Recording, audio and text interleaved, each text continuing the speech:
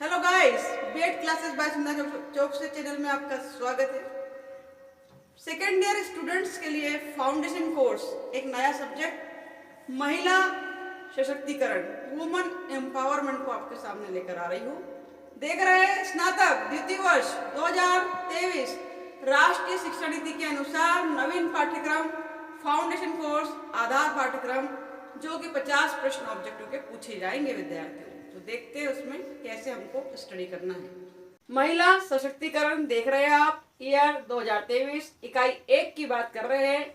BA, BSc, BCom, BCA, BBA द्वितीय वर्ष के सभी विद्यार्थियों के लिए है। सेकेंड ईयर के लिए फाउंडेशन कोर्स, जिसका नाम है, जो सबके लिए कंपलसरी है, महिला सशक्तिकरण वुमन एम्पावरमेंट, जिसमें हम देखने जा रहे हैं महिला सशक्तिकरण आखिर है क्या। तो आइए देखते हैं पहली इकाई में कौन कौन से टॉपिक्स पढ़ना है और फिर महिला सशक्तिकरण क्या है। पहली इकाई में हमको पढ़ना है फाउंडेशन कोर्स महिला सशक्तिकरण में भारत में महिला सशक्तिकरण का इतिहास, प्राचीन काल, मध्यकाल एवं आधुनिक काल, तीनों कालों के अंतर्गत हमको देखना है। उसी में इकाई 1 में बी सेक्शन अर्थात दूसरा पार्ट, दूसरा कंटेंट हमको देखना है। महिला सशक्तिकरण की अवधारणा, अर्थ, स्वरूप, आवश्यकता और महत्व को देखना है। और इसी में हम कंटेंट देखना है इकाई 1 में महिला सशक्तिकरण में। तीसरा कंटेंट हमारा है, टॉपिक है महिला सशक्तिकरण के आयाम, सामाजिक, आर्थिक, धार्मिक, शैक्षणिक और राजनीतिक, इन सभी आयाम पर हम बात करेंगे। तो आइए देखते हैं महिला सशक्तिकरण आखिर है क्या। समझते हैं महिला सशक्तिकरण को। महिला सशक्तिकरण देख रहे हैं आप स्क्रीन पर, बेहद आसान शब्दों में परिभाषित किया जा सकता है कि इससे महिलाएं शक्तिशाली बनती है, जिससे वह अपने जीवन से जुड़े सभी फैसले स्वयं ले सकती है और परिवार और समाज में इंडिपेंडेंटली, स्वतंत्रता पूर्वक अच्छे से रह सकती है। समाज में उनके वास्तविक अधिकार को प्राप्त कर सकती है और उन्हें हम सक्षम बनाने का प्रयास करते हैं। यही महिला सशक्तिकरण है। देखते हैं इसमें आगे। दोस्तों, महिला सशक्तिकरण का आशय यहाँ पर हम देख रहे हैं। विस्तृत आशय में अगर आप देखें तो इससे तात्पर्य है, स्क्रीन पर देखिए, महिलाओं को पुरुष के बराबर वैधानिक, राजनीतिक, शारीरिक, मानसिक, सामाजिक एवं आर्थिक क्षेत्रों में उनके परिवार, समुदाय, समाज एवं राष्ट्र की सांस्कृतिक पृष्ठभूमि में निर्णय लेने के स्वतःअधिकार से है। अर्थात उन्हें किसी अधिकार से वंचित न रखा जाए और पुरुष के समान सभी अधिकार समान रूप से प्राप्त हो। यह भी एक महिला सशक्तिकरण की प्रक्रिया में, दिशा में कदम है, जिसे हम आगे उठा सकते हैं, बढ़ा सकते हैं और भी आगे समझते हैं। सशक्तिकरण का मतलब यह है कि उसे ऐसी शक्ति प्राप्त हो जिससे उसके महत्व को स्वीकार किया जा सके, उसका इम्पोर्टेंस कभी इग्नोरेंस ना हो, इग्नोर ना किया जाए, उसे समान नागरिक एवं समान अधिकार स्थिति तक लाया जा सके।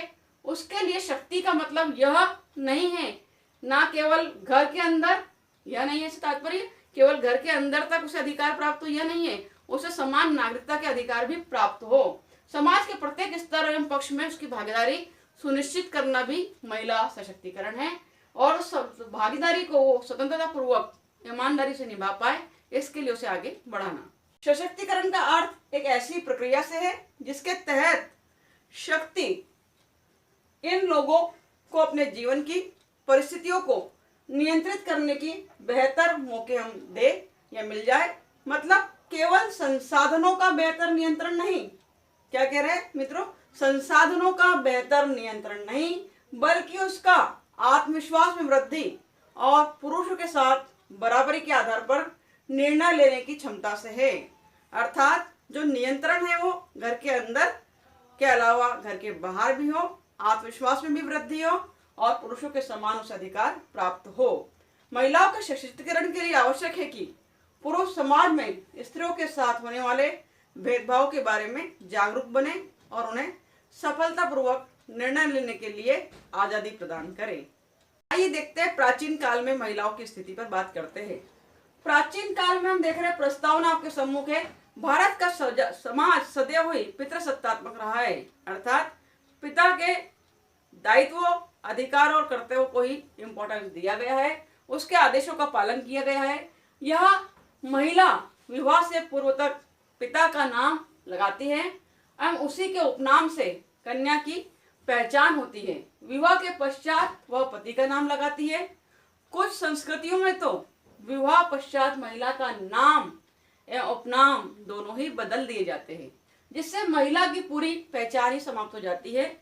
यह अत्यंत विचित्र परंपरा है जिसमें परिवर्तन की आवश्यकता है। यह प्राचीन काल की हम बात कर रहे हैं, इसमें और आगे समझते हैं। प्राचीन काल में ही हम बात कर रहे हैं, वैदिक उत्तर वैदिक काल की बात कर रहे हैं। उसमें महिलाओं को गरिमामय स्थान प्राप्त था।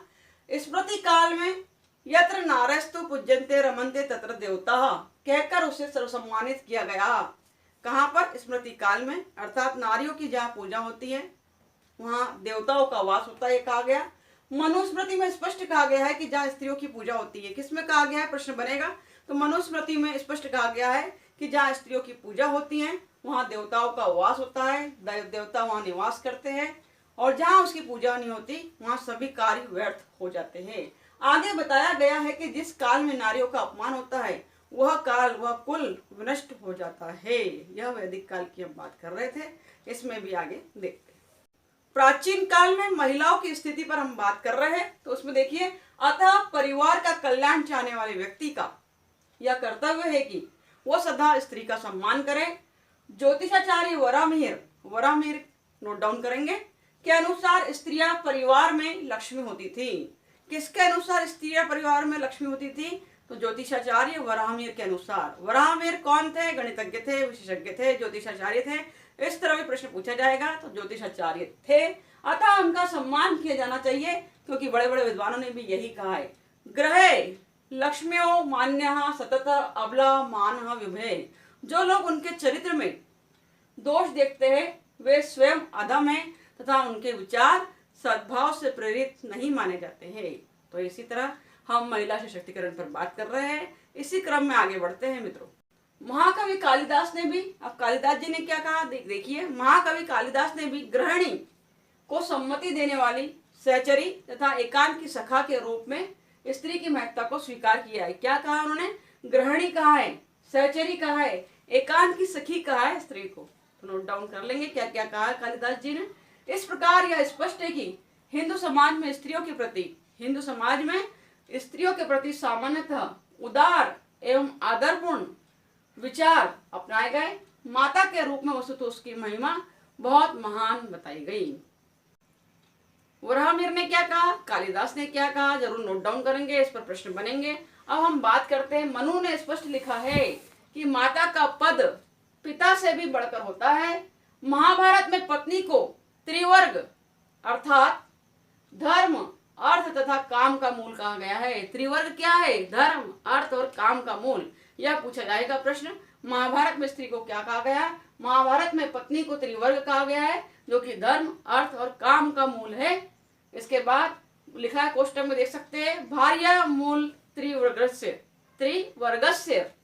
हिंदू समाज में स्त्री प्रतिष्ठा इसी तथ्य से विदित है कि उसके देव समूह में देवियों की उपासना सर्वप्रचलित है। हम सभी धर्मों में, ग्रंथों में देखते हैं कि देवियों की उपासना सर्वप्रचलित है। नवरात्र में आप देखते हैं 9 दिन नवरात्र की आराधना में, माँ की आराधना में भक्त लोग झूमते पाए जाते हैं तथा अनेक प्रसिद्ध देवताओं के नाम के पूर्व देवियों के नाम संयुक्त मिलते हैं। जैसे लक्ष्मी नारायण, देखिए लक्ष्मी जी का नाम पहले है, उमा महेश, उमा का नाम पहले है, सीताराम, सीता का नाम पहले है, राधा कृष्ण, राधा का नाम पहले है। यही महिला सशक्तिकरण की दिशा में प्रयासों को हम आगे देखते हैं। महिला सशक्तिकरण में प्राचीन काल में महिलाओं की स्थिति पर प्रकाश डालिए, इस तरह प्रश्न आ सकता है, परंतु चूंकि ऑब्जेक्टिव प्रश्न पूछे जाएंगे इसलिए हम डिटेल में अध्ययन कर रहे हैं। कोई भी प्रश्न बन सकता है, छोड़िएगा नहीं। देखते हैं, महाभारत के अनुसार गृहिणी ही वस्तुतः कही जाती है, गृहिणी ही वस्तुतः कही जाती है। गृहिणी के बिना ग्रह अरण्य के समान है, अरण्य अर्थात जंगल। तो एक गृहिणी के बिना जो गृहस्थ जीवन है या घर है वो अरण्य अर्थात जंगल के समान है। स्त्रियों की सदा पूजा करनी चाहिए। जहाँ स्त्रियों का सम्मान होता है वहाँ सभी देवता प्रसन्न रहते हैं, इस पर हम बात कर चुके हैं। तथा जहाँ उनका अपमान होता है वहाँ सभी क्रियाएं निरर्थक और असफल हो जाती है तथा उस कुल का विनाश हो जाता है। यह हमारे चैप्टर महिला सशक्तिकरण के अंतर्गत समझाने का प्रयास किया गया है। मित्रों, देखते हैं इसमें आगे। गुरु वशिष्ठ के अनुसार देखिए, गुरु वशिष्ठ ने प्राचीन काल में महिलाओं की स्थिति पर चर्चा करते हुए क्या कहा, तो गुरु वशिष्ठ के अनुसार आचार्य का गौरव 10 उपाध्यायों से बढ़कर होता है। प्रश्न पूछा जाएगा, आचार्य का गौरव किससे बढ़कर होता है? 10 उपाध्यायों से बढ़कर होता है। 10, 9, 11 इस तरह दे देगा। कितने उपाध्यायों से बढ़कर होता है? 10 उपाध्याय। उपाध्याय अर्थात गुरुओं से बढ़कर होता है। और माता का गौरव 1000 पिताओं से भी बढ़कर होता है। माता का गौरव 1000 पिताओं से बढ़कर होता है। देखिए कितना महत्वपूर्ण रोल बताया गया है। महाभारत में यह भी लिखा गया है कि स्त्रियां समृद्धि की देवी है। समृद्धि चाहने वाले व्यक्ति को उसका सम्मान करना चाहिए। महाभारत में स्त्री को अबध्य कहा गया है, अर्थात उसे बांधा नहीं जा सकता, अबध्य है। स्मृति ग्रंथों में भी नारी के प्रति प्रशंसा युक्त विचार व्यक्त किए गए हैं। तो विद्यार्थियों, महिला सशक्तिकरण क्या है इसे समझा है आज। महिला सशक्तिकरण के साथ साथ प्राचीन काल में महिलाओं की स्थिति पर प्रकाश डाला है। आइए आगे देखते हैं। विद्यार्थियों, सेकेंड ईयर में फाउंडेशन कोर्स में महिला सशक्तिकरण वुमन एम्पावरमेंट का जो पेपर आएगा फाउंडेशन कोर्स में 50 अंकों का आएगा। सारे प्रश्न ऑब्जेक्टिव होंगे, 4 ऑब्जेक्टिव दिए जाएंगे। तो यह पहला चैप्टर हमने शुरू किया है। महिला सशक्तिकरण से आपका परिचय कराया है। अगले वीडियो में इस चैप्टर पर बनने वाले महत्वपूर्ण ऑब्जेक्टिव क्वेश्चन आपको दिए जाएंगे। तो बने रहिए हमारे चैनल के साथ। बीएड क्लासेस बाय सुनीता चौक से। Thank you very much for watching my video. Thank you very much.